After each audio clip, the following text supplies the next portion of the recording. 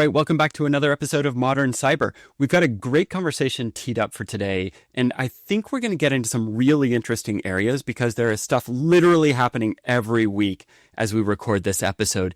Recent events, recent developments, all kinds of stuff going on. I am delighted to be joined today by Danny Allan, CTO of Snyk. As the CTO over at Snyk, Danny leads end-to-end ownership of Snyk's current core offerings and roadmap, as well as the company's near-term platform vision. Before joining Snyk, he was the CTO at Veeam and Desktone, which was acquired by VMware, and a director of security research at IBM. In his free time, he loves scuba diving, cycling, and playing hockey like any true Canadian does. Danny, thank you so much for taking the time to join us on Modern Cyber. Well, thank you, Jeremy. Super exciting to be on with you. Awesome. Well, let's dive in. And, I mentioned kind of in the preamble that there is stuff going on literally every week. And unsurprisingly, as we record, it's AI. And AI is really having impact every week. Every week we see something new that is now possible. But every week we also see things that are maybe not going as well as planned. So it's front of mind for everybody. And I'm curious from your perspective, you're someone who's been in the software development industry for some time now. How do you see AI changing the software development landscape? Well, that literally, Jeremy, is changing week to week or day to day, as you say. When AI first came in, I saw a lot of developers across our customer base doing things like using autocomplete. So they'd start typing code and it would autocomplete and it helped them be a little bit more efficient. More recently, that has changed. What I'd say is that we're beginning to see, there's a term about this called vibe coding, but they're prompting essentially the editors to generate code for them, whole blocks of code rather than just completion.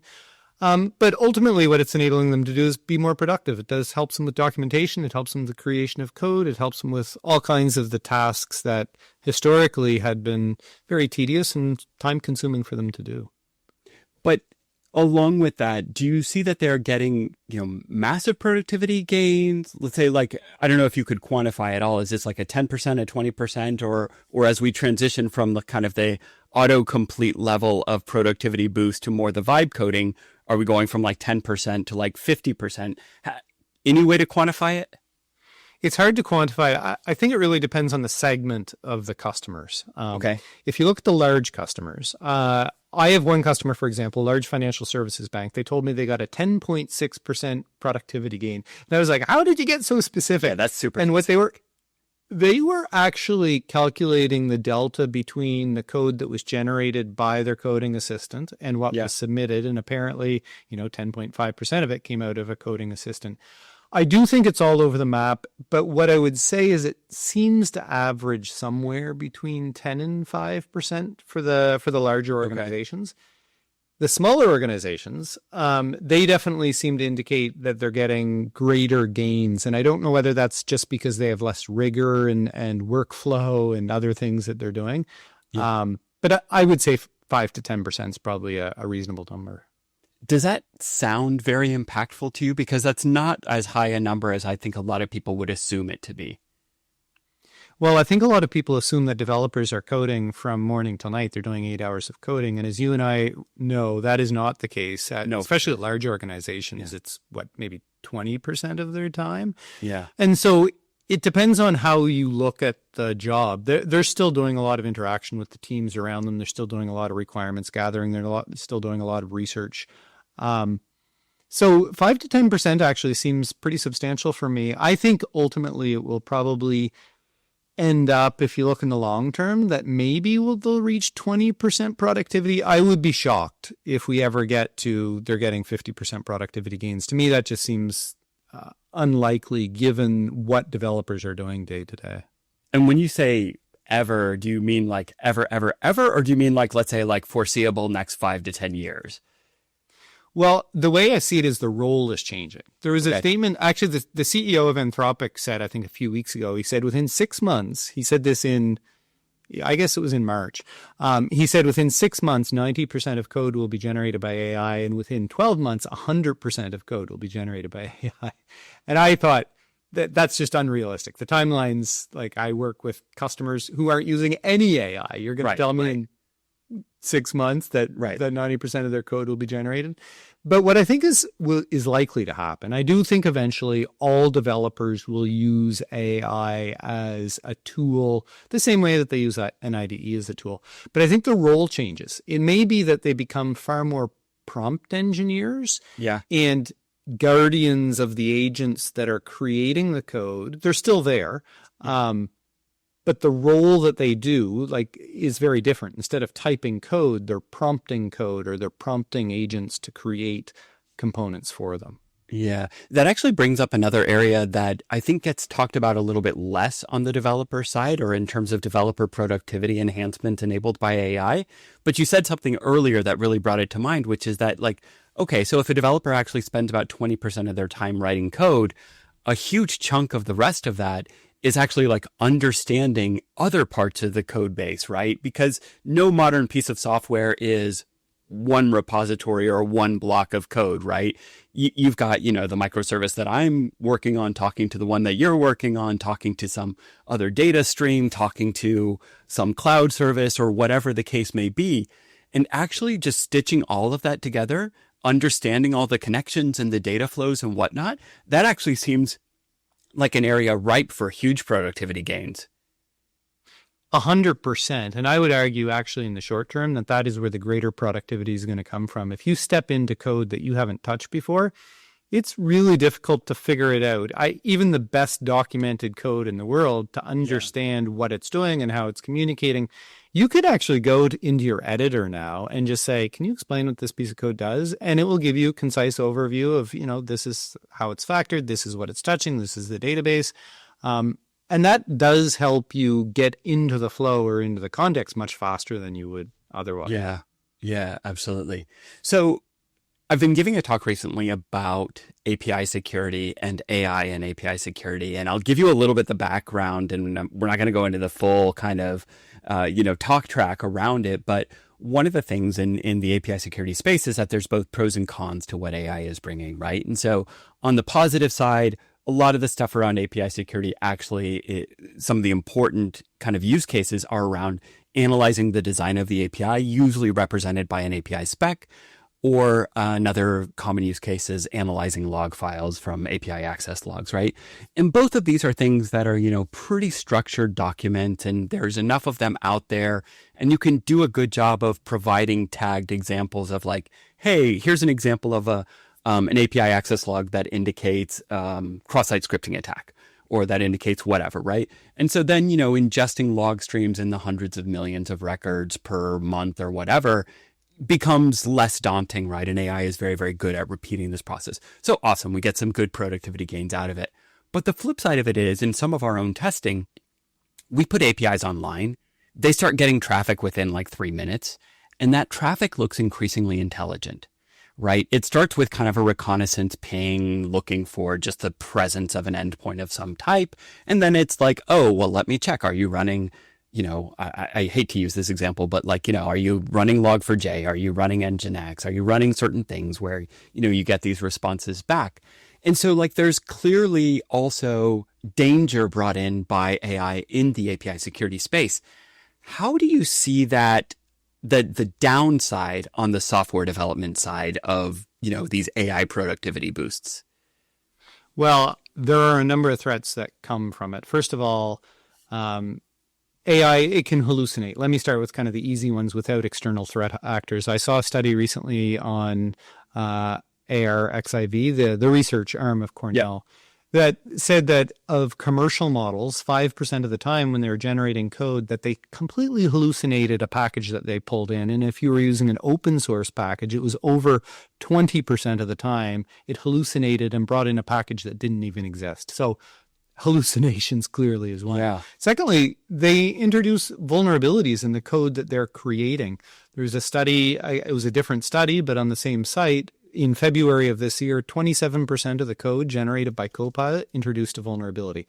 That's a pretty high percentage, especially if you're pumping 27%. Okay. I mean, that's nearly a third. That is a high percentage. It's a high percentage. Think about that. A quarter of the code that you're putting out has a vulnerability. And I guess I'm not surprised, Jeremy, in some ways, simply because it's being trained on all this permissive open source code. And of course, there's lots of vulnerabilities out there in permissive open source code, right? So the accuracy and the security of code being generated is something that we need to be very concerned about, in my opinion. In fact, I think something simple that we could start with, rather than training those AI generating agents on all code, maybe we just train it on senior developers code who have been coding for a longer time and have better practices rather than kind of all the code. And there are probably ways to make that improve over time. Yeah. As you were giving that answer, I just had a visceral reaction, and it's maybe the wrong reaction, but I just put this out there because I think some people who hear that might be like, hey, if I had a developer who is introducing vulnerabilities 27% of the time, like, okay, they're at the very least, they're going on a performance improvement plan, and they're going to some like security awareness training, and we're sending them to Secure Code Warrior to do some online training courses and things like that. But I mean, I might also just be like, this isn't maybe working out so well, right? Yeah, the thing to realize, though, we tend to jump, or at least I tend to jump to a vulnerability is, for example, they forgot to do input validation on SQL injection. Right. The reality is a lot of these vulnerabilities are more subtle than that. So, for example, rate limiting input so that it causes a denial of service. And that's not necessarily an explicit vulnerability. Right. It's an implicit architectural vulnerability, but still nonetheless a vulnerability that needs to be considered. Yeah. And to your point, I mean, something like that might also be mitigated at another layer of the stack using something like an API gateway or a WAF or who knows what, right? So I get what you're saying there, but something like, lack of input validation, lack of sanitization, things like that are a little bit more concerning, especially as we know from the work that we've done over here at Firetail, like this is at least a contributing factor in more than a third of API-based data breaches is just improper handling of inputs and outputs. And also things like overly permissive queries to the database, right? When what I really need is Danny Allan, but what I've pulled out of the database is Danny Allan plus phone number, plus email address, plus home address, plus social security number, and so on, right? And then I just rely on the front end to clean that up or not display the data. I'm curious, like if you think about developers going down this path, do you feel like there is guidance in training as far as like, hey, you get this AI generated block of code. Here are the things you need to look for in terms of checking it for security or vulnerabilities? Well, one of the things that we've seen, and I feel like this is a bit of a softball, maybe it's because I work at Snyk. It's actually been a tailwind for us because one of the things that we've seen at, for example, one of the largest technology companies in the US that has adopted Snyk is they said, you can use these AI generative coding assistants if you implement security controls. In their case, it was Snyk, but if you implement security controls within your pipelines. And so I think, yes, we should adopt these things. I think vulnerabilities is not a reason to not adopt AI. What I say is you should adopt it. Just make sure that you have the security controls in place, that you're picking up on these things and correcting them, and educating the developers for that matter as part of that process, because you don't want to just correct it without them knowing. You actually want them to learn about it over time. Yeah. I mean, so there's an important kind of distinction there. It's right. Hey, go adopt. But then let's have both kind of a design process that passes it through another layer of review, and then some tooling that can automate that process and make it, super efficient and fast, so that we're not actually we're getting the productivity gain, but then not slowing it down with a security review that's going to take a lot of time. Yes, 100%. And one other thing, so you asked about AI and the threats that come with it. So it's in the coding. I do think you highlighted something that's super important and people don't think about, which is attackers are using AI now too. It used to be that they were just, scanning the internet looking for open IPs and, doing thumbprints and then doing penetration testing using the Nessus or Metasploit or whatever. Yeah. Now we're actually seeing very sophisticated attacks that I believe on the back end are being powered by AI because I used to spend time. Well, I used to be a pen tester and do forensics after the fact. And it was interesting. I always used to tell people, the people on the other side of this, they're just out it's ROI for them.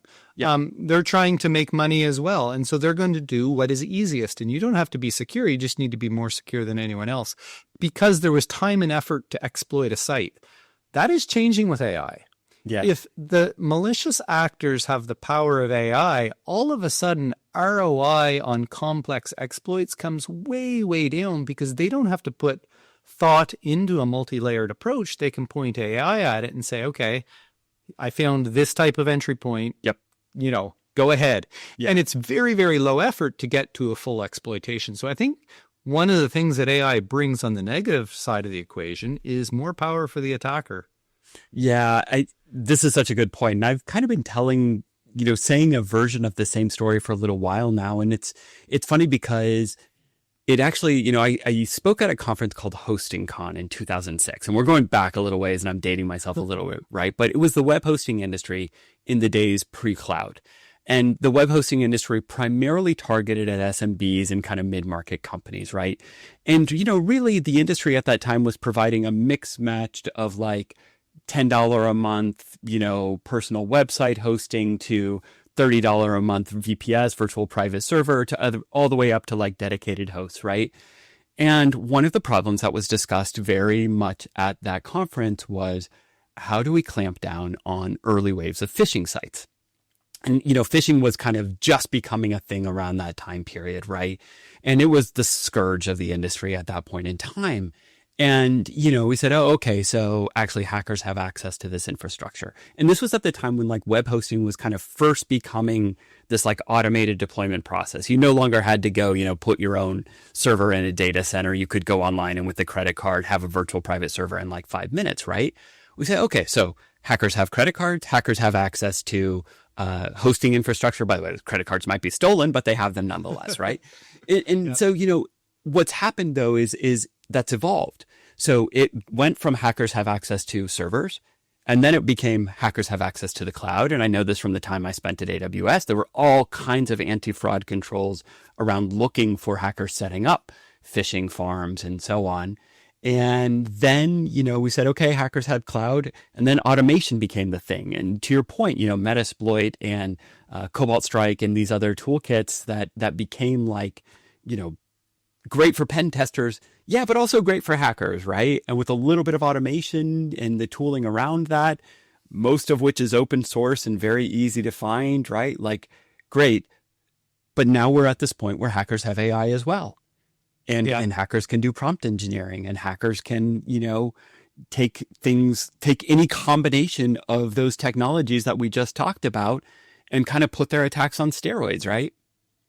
Yeah, I think it changes the entire model. It used to be, I always used to say it was the 3 Ps, right? The power, profit, prestige. And it used to be that you worried probably most about the profit attacker, but it has completely changed the paradigm because the cost for them is very, very low to do very, very damaging attacks by using AI. And it'll be an interesting world for the time to come because the defenses against this are not up to par because, as you know, the weakest link is always the people. And you take something as simple as phishing. Phishing still exists today, but the quality of phishing, if you're using AI, you can personalize it specifically for you, Jeremy, that know everything about you and your background and where you've been and the conferences that you are. And it's way harder to defend against a phishing attack that is that personalized than one that is just generic and misspelled. Yeah. Now, I was just double checking something. I wanted to look for a stat that I had seen recently, and I just found it. As anybody who's worked in IT for a long time, you'd be familiar with kind of the MTTD and the MTTR acronyms, right? Mean time to detection, mean time to remediation. By the way, just a little sidebar for a second, pet peeve of mine.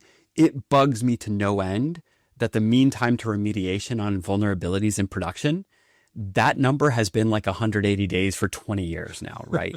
And I still struggle to understand organizations that can't move quicker on that.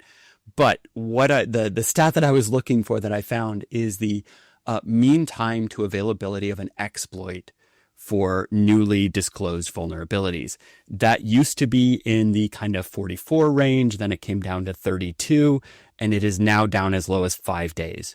And I do think quite a lot of that is AI powered and AI assisted coding to build exploits, where you can do some prompt engineering and you say like, hey, I'm trying to send, I don't know, a payload to this host. Please make the payload do this particular thing. And you can describe the exploit in some level of detail there. And, it's not too hard to create that.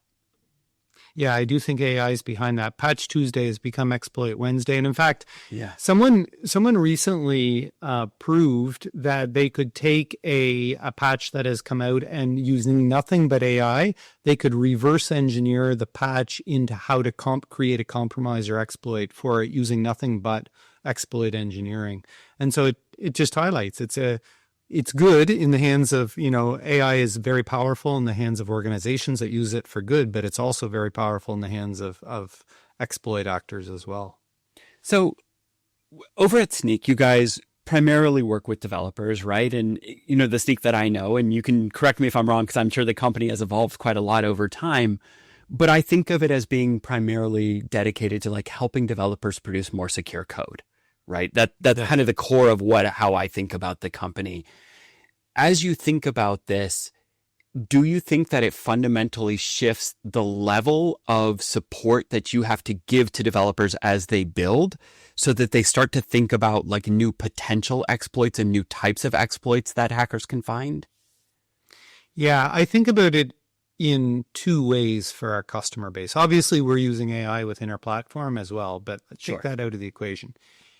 They're developing code, a whole lot more of it, a whole lot faster using these coding assistants. And so part of what we're doing is just using the current tool set to do the analysis within the pipeline. So as that velocity of code comes through, and that's what I mentioned earlier, that, we become the guardrails and test for it. Yeah. But it's also true, though, that AI, as they're writing new applications, and we can talk about this, some of the new AI applications actually get me very excited. I think software development as a practice is going to change. But let's talk about an application that has an LLM behind it. So it's using AI and it's, inferencing and it's giving you personalized data. Maybe it's just as simple as a chatbot. It increases the attack surface by definition. Some of what it would increase the attack surface on in that case is the fact that there is a large language model or a diffusion model behind it. Right. You can jailbreak those. And in fact, using fuzzy AI, I heard someone say that using fuzzy AI, they could jailbreak over 90% of the time to get outside of what they were allowed to do and extract data, right? Right.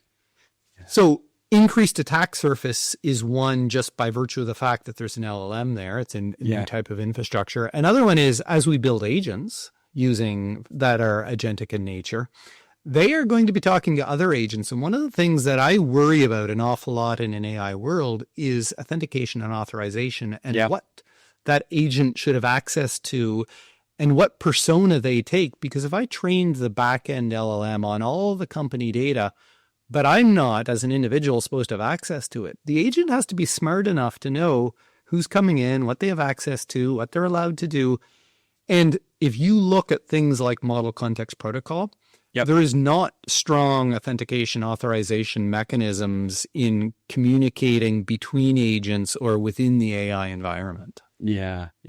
By the way, great plug for authentication and authorization. For those who have been following Firetail for a little while, you will know that we've been banging the drum about those being the number 1 and number 2 breach vectors for APIs for the last 3 years now. Has not changed, by the way, over that time period. In particular, the combination of no server-side authorization plus sequential integer numbering is like your number 1 toxic combination for APIs. So just a little sidebar there, but to follow on to something that you said there is something that I've kind of likened this agentic chain to that I worry about a little bit along the same lines as you, which is that, when we think about kind of workflow-driven applications, they're very much, step 1, process this. Based on the output, pass the output to step 2. Based on that, step 2 will function in some particular way.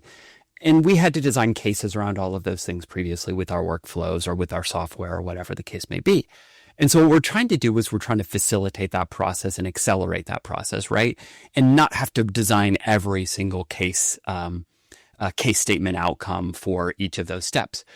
But at the same time, what what concerns me about it is a little bit back to what you mentioned around the 5% hallucination scenario, where 5% of this is just like purely hallucinated. To me, it sounds a little bit like having the risk of the game of telephone that we used to play when we were kids, right? I whisper a secret in your ear and you whisper it to the person next to you, and so on, so on, so on down the line. And by the time, I said my original phrase, which is something like, Watson, please come quickly, it gets to the end and it's like, damn the torpedoes down the hatches, right? It's like, complete drift away from my original statement. And that level of kind of agency, and I use that word very deliberately, that the agents are meant to have, that has a real concern to me. And so like we've been experimenting with a lot of stuff on our own platform. We've built some stuff in, but one of the things that we found is that actually your prompts need to be pretty explicit. And the better outcome you want, you're ending up writing paragraphs of prompt code with constraints, with descriptors, with all the stuff around it, as opposed to hundreds of lines of code. And, it's easier on the one hand because I can text to speech and just kind of describe what I'm going for and vibe code, whatever, right? But it is kind of the case that like I'm seeing the best results where you go very explicitly down this process. A bit like if you've ever worked with a software development outsourcer, right? If you have all your PRDs very, very well written, you can expect better results. How do you kind of see that balance playing out, or how do you see the results working for companies in the real world? Well, I go back to what I originally said is I see people's roles evolving. And so why will a developer be a good developer in the future? Because they're very good at prompt engineering, knowing what they want and validating that what comes back is the thing that they actually need. Prompt engineering is a massive thing. The other thing that I am hopeful on, a lot of the early models were not reasoning models, and so it didn't explain it as it went through. And if you look at some of the newer models that are coming out now, they do have reasoning, and that sequential telephone is getting better if they explain each step along the way. So I do think things will get better, but I do think that the best developers and best engineers are going to be those that are explicit in what they ask for and very, very detailed. And so what it means is a developer ends up being more of a product person than a coding person. Like it's a difference between a programmer and a software developer. Like one just writes code. The other one actually has a thought process into what it's supposed to be created. Right. It's almost the difference between having the vision for what this thing should do as opposed to the mechanical engineering of how the thing should do that. Yes. Yeah. Interesting. There's a couple other things that are on my mind, and we mentioned vibe coding a couple of times, and I guess we've now seen kind of the first real world example of a SaaS business that, it's hard to validate and verify. I will say I did have a look at the business. For those that are interested, you can just quickly Google like Reddit thread, SaaS Cursor. I think it was Cursor was the ID or the AI generated prompting thing. And it was basically like, hey, I built a SaaS product that is generating real world revenue.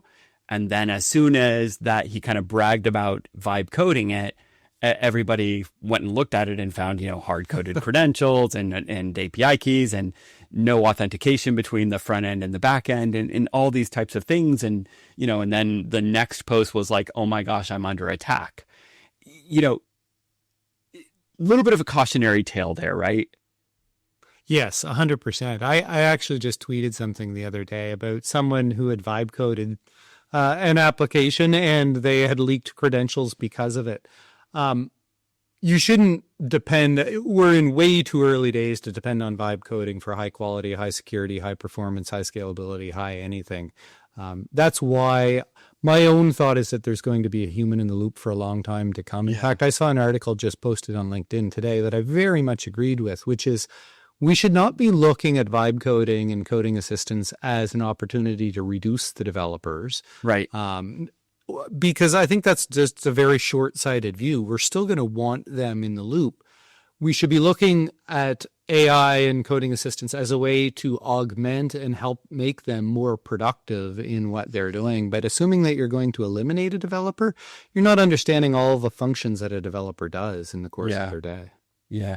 Actually, by the way, that I literally just had a dinner with a group of CISOs here locally in the DC area last night, and we had a conversation around exactly this. And in their case, it's security operations is the area that is very much getting the same kind of push from above to like, hey, how can we boost productivity? And there's another stat I'll cite that is kind of well known in the security operations community, which is that like pretty much every SOC analyst spends more than 90% of their time chasing down false positives. And by the way, that's also one of those things that's been that way for like 10 plus years, right? As long as SIMs and, things like Splunk have been a thing where we're aggregating logs. And I guess actually your former employer, QRadar, at IBM, I don't know if you worked on the QRadar side of the house, but, that was kind of one of the first ones that was really a big kind of log aggregator, and then created the idea of having detections and detection engineering on top of these log streams. But they're notoriously noisy and low signal to noise ratio and whatnot.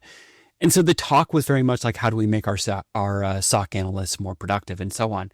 But exactly what you said, nobody was saying, oh, we're going to eliminate the SOC analysts. And in fact, nobody was saying we're going to I think in the case of the conversation that was had, a lot of the emphasis was we're going to make them more productive. We might be able to avoid hiring more in the future or hiring at the same rate that our data sources grow. Do you see a similar thing maybe playing out on the software development side? I do. I see it, maybe plateauing is the better word. Like for the last decade, software engineers have been exploding exponentially the number that is needed.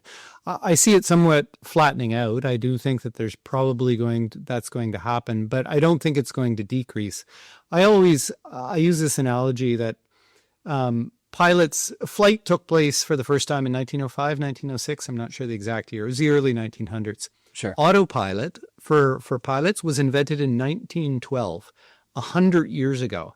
We still have two pilots in the cockpit. Autopilots have not replaced the pilots, but it's become super helpful. In fact, for most of the flight, the pilots are there, making sure that the autopilot's working and monitoring everything and keeping systems running. Yeah. But we still have pilots in the cockpit. Yeah. And I see development as very similar to that. There's a lot of activities that are taking place. Yes, we now have things that will help them code, help them document, help them create tests, but you're still going to want to have developers there prompting there into what good looks like, making sure that what comes back is not, is secure, that it's doing all the things that it's supposed to do. Yeah, this is such a great analogy because actually, if you think about aviation as an industry, a couple of things that you can point to where you would say like, hey, actually over the last, I don't know exactly what time frame, but let's say over the last 50 years at least, aviation has just gotten safer and safer and safer, right?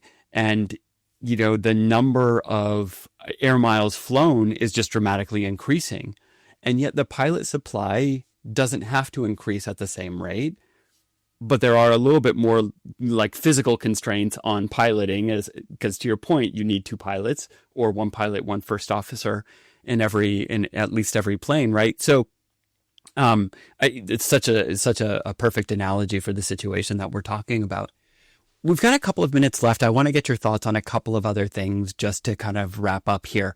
So, if you think about AI and security in the coding process, is there one thing that concerns you the most? Is it these 27% vulnerabilities? Is it, let's say, getting developers trained on understanding how to do the prompt engineering, how to make that transition from being a coder to being a product person?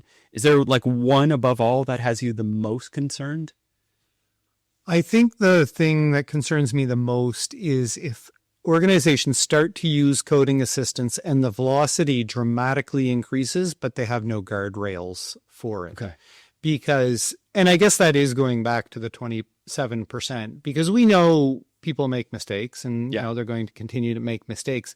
But if you continue to make mistakes at a faster velocity, you end up in a worse place. And so for me, you want to trust AI, but you want to do it in a way that you have confidence that the outcome is going to be sufficient. And that requires the governance to be there. Yeah, makes total sense.